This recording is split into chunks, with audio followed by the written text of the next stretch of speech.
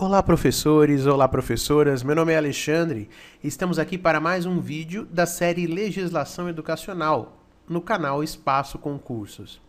Essa série tem um objetivo muito simples, que é ajudar os profissionais da educação nos estudos para concursos públicos e testes seletivos da área, e também tem o objetivo de ajudar os futuros educadores nos estudos e nos trabalhos universitários.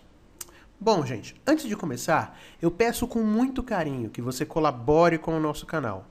Assista, comente, compartilhe e curta nossos vídeos e se inscreva no nosso canal para que você possa ficar por dentro de todas as novidades. Então, nós vamos falar da Lei de Diretrizes e Bases da Educação Nacional, nessa série Legislação Educacional. Pois bem, estamos na aula 1 de um total de 5 aulas. A Lei de Diretrizes e Bases da Educação ela foi aprovada em 1996 e tornou-se já obrigatória no ano letivo seguinte, já no ano letivo de 1997, ok? E nós vamos falar assim de uma forma não tanto como se fôssemos advogados, vamos falar como se fôssemos professores, para que nós possamos realmente entender e compreender o sentido dessa lei no nosso cotidiano de sala de aula. Pois bem, o artigo 1º diz aí: a educação abrange os processos formativos que se desenvolvem na vida familiar, na convivência humana, no trabalho, nas instituições de ensino e de pesquisa, nos movimentos sociais e organizações da sociedade civil e nas manifestações culturais. O que a lei está dizendo aqui? A lei está dizendo para nós, primeiro, que não é só a escola que educa. A educação, ela é uma forma como o ser humano transmite os seus conhecimentos, e isso se dá em diversos ambientes. No clube, na igreja, na família, ok? E a Lei de Diretrizes e Bases da Educação, ela fala especificamente da educação escolar, ok?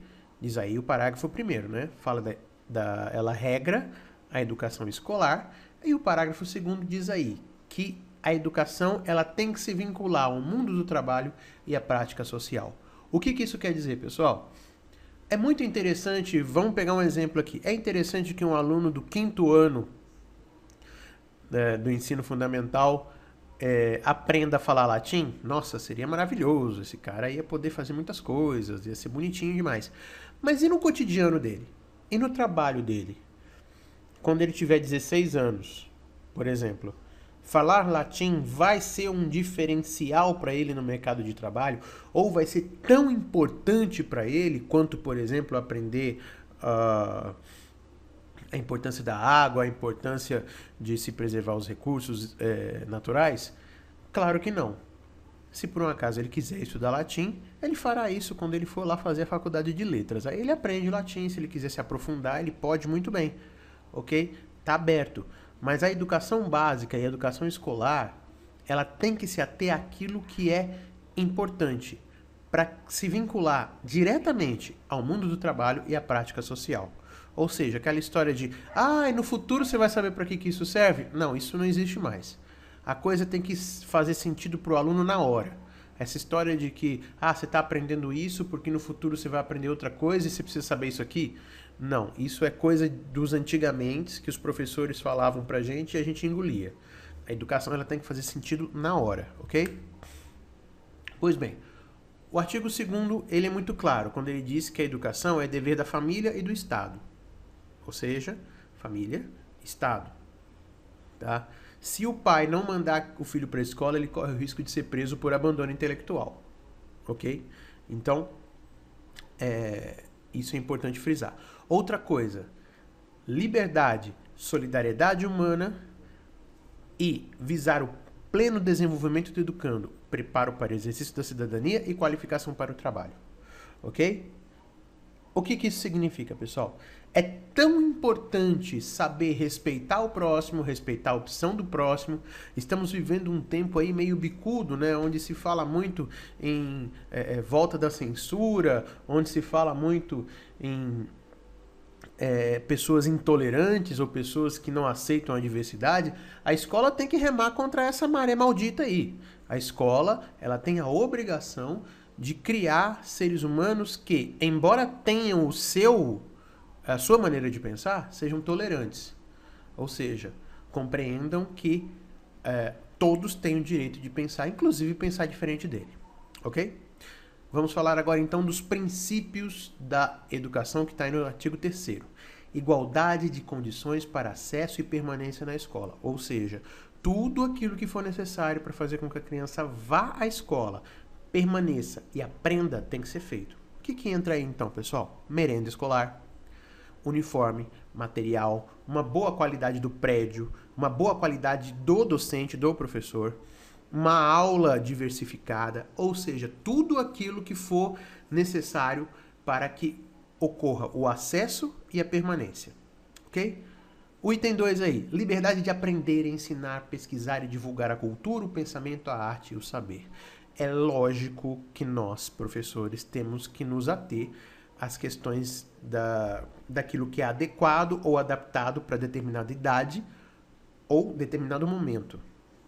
Isso não quer dizer, isso fala a respeito da nossa liberdade de cátedra, mas também fala da liberdade do aluno nos questionar, ok? Então, a escola ela tem que ser o quê? Desde que respeitados os princípios da adequação, tá? Do local, do momento, tá? Se aquele tema ou aquele assunto vai causar mais transtorno do que crescimento, isso tudo o professor tem que avaliar. Mas estando dentro dos princípios das políticas da escola, estando dentro dos princípios da pedagogia, estando dentro principalmente da lei, a liberdade ela tem que ser total. Tanto de você falar, quanto de você ouvir, aceitar o contraditório por parte do aluno. Continuando aí, o terceiro item, né, que estamos falando aí dos princípios. Pluralismo de ideias e concepções pedagógicas. A escola não tem que ser nem de esquerda nem de direita, ela não tem que ser nem de Marx e nem de Thomas Kuhn. A escola tem que ser de todos. Ela tem que ser um espaço onde todos os filósofos e pensadores e cientistas andam ali dentro das cabeças das pessoas. Ela tem que ser aquele lugar de efervescência, onde aquele professor ele vai ser tão bom professor que ele vai fortalecer aquilo que o aluno considerar certo para a vida dele. Ok? O item 4, perfeito e muito importante, voltando a dizer, né, nos tempos bicudos que vivemos, respeito à liberdade e apreço à tolerância. Depois, coexistência de instituições públicas e privadas de ensino, isso a gente vai falar um pouco mais adiante. Gratuidade do ensino público em estabelecimentos oficiais. Não pode cobrar. O aluno ele já está pagando, né, por meio dos impostos e por meio de tantas coisas que nós pagamos aí. A escola pública ela já está 100% quitada, ela tem fonte, tá? Então não precisa cobrar. Valorização do profissional da educação escolar, aí vai entrar a lei do piso, a lei nacional do piso, vai entrar também o piso nacional do professor, que foi uma vitória. Não é aquilo que nós, professores, gostaríamos que fosse, mas é uma vitória, tá? Pelo menos nós não estamos mais relegados àquela coisa de miséria, de ganhar 5, 6 reais por aula. A coisa está caminhando positivamente. E o item 8, gestão democrática do ensino público na forma dessa lei e da legislação dos sistemas de ensino. Então, a gestão democrática, o que é? É um item que foi introduzido pela LDB de 96, que traz uma figura que não existia na escola no Brasil, que é a figura dos conselhos. Até existia a tal da APM, até existia os conselhos, mas os conselhos não tinham muito poder. Quem tinha poder era o diretor ou o secretário de educação. Agora não. Agora as decisões do conselho escolar, formado por pais, por alunos, por professores, pela direção da escola, por funcionários, por membros do entorno, da comunidade do entorno, esse conselho ele é muito mais poderoso para tomar as decisões que são necessárias. Continuando aí. O item 9, garantia de padrão de qualidade. O que isso significa? O aluno ele tem que ir à escola, ele tem que permanecer na escola, ele tem que ter uma merenda de qualidade, ele tem que ter uma carteira de qualidade, uma sala bem iluminada, bem arejada, tem que ter um professor ali presente, mas tudo isso tem um objetivo, que é o quê? Padrão de qualidade quando se trata do ensino. Tudo isso está focando no quê? No ensino. Então, esse ensino tem que ser de qualidade boa, ok?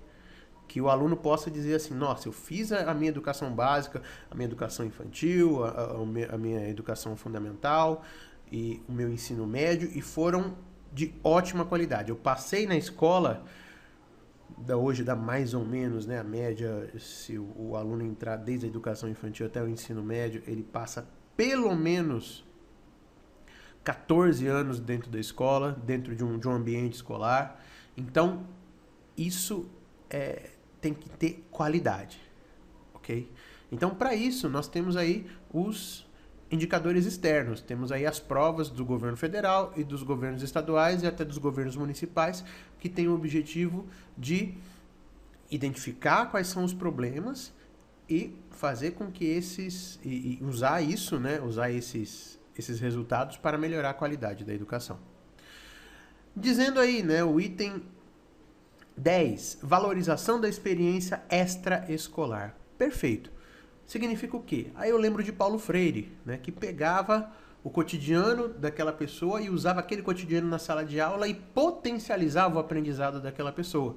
Então aquilo que a pessoa ia aprender em um mês, ela aprendia em dias, 2, 3 dias. Por quê? Porque Paulo Freire potencializava, utilizando a experiência que ele tem de vida.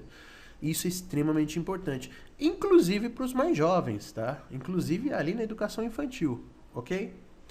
O item 11, vinculação entre a educação escolar, o trabalho e as práticas sociais. A escola tem que ter um objetivo prático. O que a escola ensina tem que ter um objetivo prático. Quando a gente fala de currículo em espiral, a gente tem que pensar nessa questão. O que é o currículo em espiral? No centro, no cerne do currículo, nós temos o respeito a liberdade, a diversidade, nós temos o trabalho em equipe, nós temos as questões ecológicas, as questões de respeito ao meio ambiente e gravitando, né, de forma espiral sobre esses assuntos aí, nós temos os conteúdos curriculares, que são também importantes, mas que não podem ser desvinculados da prática social, ok?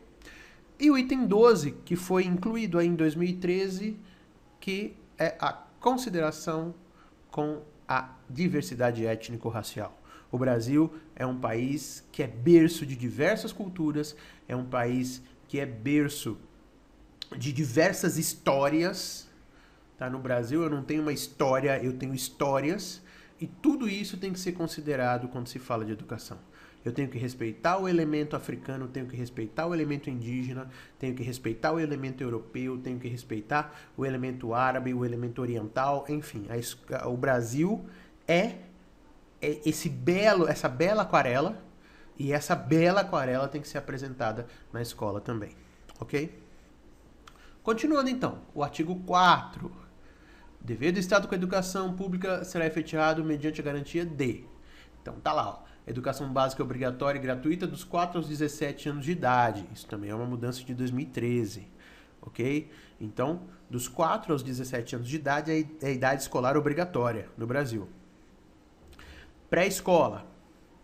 Então, vamos lá. Pré-escola. É o cidadão ali que vai se dar, né, na creche e na pré-escola. Eu chamo de educação infantil, ok? Infelizmente, ainda até os 4 anos de idade, a criança não tem uma garantia legal de dinheiro para isso, então às vezes falta vaga nas creches, e isso é um problema, porque os pais e mães, trabalhadores e trabalhadoras precisam às vezes de um lugar para deixar seus filhos, e uma creche, lá nós não temos somente um cuidador, nós temos um profissional da educação que vai dar aula, ou seja, um educador, e é importante que a criança tenha contato, mas nós ainda estamos engatinhando. Lembrando, né, que até pouco tempo, até coisa de 10 anos aí, o obrigatório era apenas dos 7 aos 14. Então, olha o tanto que já cresceu, né? Foi dos 4 aos 17, a gente já cresceu muito. Daqui a pouco a coisa vai crescer mais, tá?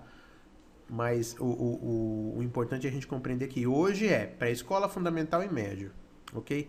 A creche ainda não é obrigatória, mas cabe a nós, profissionais de educação e a população em geral, cobrar os governos para que os governos também comecem aí a fortalecer as creches. Ensino fundamental. O que é o ensino fundamental, então? É aquilo que a gente compreende como do 1º ao 9º ano, que era 8 anos, agora são 9 anos. Ensino médio é o final da formação básica, que são 3 anos, ok? E tem aí no item 2, educação infantil gratuita às crianças até 5 anos de idade. Então ela garante o que a gente pode chamar de creche, ela garante o que a gente chama de creche, mas o que acontece aí nesse sentido? Como ainda não há um subsídio, como ainda não faz parte aí dos fundos, enfim, há várias questões aí discutidas nas prefeituras, porque geralmente é para as prefeituras que fica a creche, então nós temos aí um problema sério de vagas, ok? Continuando, então, atendimento educacional especializado aos educandos com deficiência, transtornos globais do desenvolvimento e altas habilidades ou superdotação. Transversal a todos os níveis, etapas e modalidades, preferencialmente na rede regular de ensino.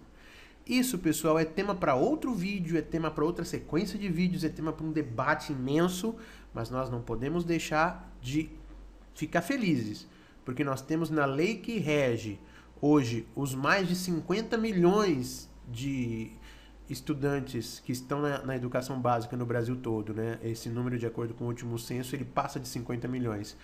Nós temos aí uma garantia de que todos, e quando eu digo todos, são todos, tenham seu acesso, seu espaço na escola e na rede regular, ok?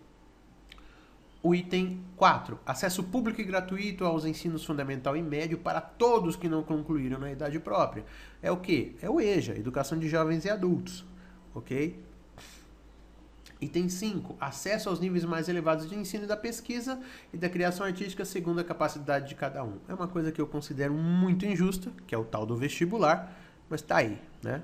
Item 6, oferta de ensino noturno regular adequado às condições do educando. Ou seja, a escola noturna ela tem que adaptar-se e tem que acolher o aluno e a aluna trabalhador e trabalhadora. Ok? Item 7. Oferta de educação escolar regular para jovens e adultos com características e modalidades adequadas às suas necessidades e disponibilidades, garantindo-se aos que forem trabalhadores as condições de acesso e permanência na escola. Então a escola ela ganha com a autonomia, né, com a gestão democrática, ela ganha esse monte de responsabilidades. Ela tem que se adequar ao seu público e acolher esse público. Item 8. Atendimento ao educando em todas as etapas da educação básica por meio de programas suplementares de material didático escolar, transporte, alimentação e assistência à saúde. Então vai entrar aqui, pessoal, uma coisa que a gente chama de rede de proteção e que a gente chama também de convênios, enfim, onde você tem ali, você não precisa necessariamente ter um posto de saúde dentro da escola, mas você tem que criar programas junto com as prefeituras, com os estados, para que esse aluno tenha acesso ao posto de saúde da sua vila, do seu bairro, da sua comunidade, para que ele possa ser assistido também, tá? E o item 9, padrão mínimo de qualidade de ensino definidos, variedades e quantidades mínimas por alunos de insumos indispensáveis ao desenvolvimento do processo de ensino e aprendizagem. Outra discussão muito grande também, que isso também introduz, né, a discussão do currículo, né, dos programas que estão aí em discussão no momento, e vale a pena a gente entender e entrar nessa questão aí, nessa seara. Pois bem, diz aí, o aluno tem o direito de vaga na escola próxima à sua residência, ok? A partir do dia que completar 4 anos de idade. Existem os poréns, existem os senões, tá? Mas os sistemas, tanto a prefeitura quanto o estado, quanto o governo federal, se por um acaso não tiver uma escola, ele mora numa região rural, não tem uma escola próxima, ele tem que ser levado a uma escola mais próxima, mesmo que esse mais próximo seja vários quilômetros, mas ele tem que ter transporte para poder buscá-lo e para poder levá-lo para casa de novo depois. Muito bem, pessoal. Nós vamos aqui fazer uma pausa, vamos parar por aqui no artigo 5º. Não quero que os vídeos sejam muito longos, para que sejam muito cansativos, mas eu vou pedir uma coisa para vocês, tá? Que vocês comentem esses vídeos todos, que vocês comentem os assuntos que nós estamos tratando aqui. São assuntos muito importantes para o nosso cotidiano em sala de aula, e eu gostaria muito de receber da parte de vocês um retorno para saber como que isso tá alcançando aí, ok? Então, pessoal, nós vamos continuar esse assunto na aula 2 do total de 5 aulas. Meu nome é Alexandre Quirino Mancinho, tá aí meu telefone, meu WhatsApp, meu Twitter. Entre em contato pelo Skype, entre em contato pelo MSN, pelo e-mail, perdão. E eu também dou aulas virtuais, ao vivo, personalizadas, e dou aulas particulares, palestras. Então, estou aí à disposição para ajudar você naquilo que for necessário. Forte abraço e até a próxima.